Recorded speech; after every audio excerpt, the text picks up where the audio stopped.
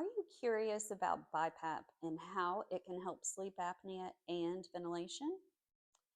There is a big difference between a CPAP and a BiPAP, and I wanted to go over that first and foremost. So, a CPAP is continuous positive airway pressure, while a BiPAP is bilevel positive airway pressure.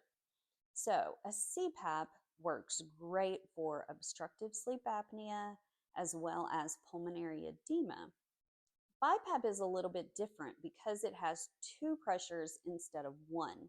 So, how that works is one pressure is going to keep your airways open just like a CPAP does. Then the other pressure is going to actually make it to where it simulates breathing. Okay, so it's more of where the CPAP does not allow you to exhale, BiPAP does. It's actually going to do the exhalation for you. Okay, so the big difference here is ventilation. BiPAPs are also known as non invasive ventilators, and it is because they do ventilate. Now, what do I mean by ventilate? When your lungs exchange gases, so you're breathing in air, it goes through the lungs into the bloodstream. Okay, so you're going to get the oxygen. When you exhale, you're blowing off CO2. So with the bilevel, you are blowing off CO2. So if you have COPD, this would be preferable to you if you have both COPD and sleep apnea.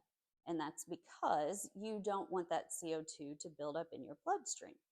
So it's going to help blow the CO2 off while you sleep. Now, one of the things that you have to remember with the BiPAP is that it might take longer for you to find the proper settings because it's not something you can really guess at. You really need to be specific because you don't want to be blowing off too much CO2 during the night or not enough, either way.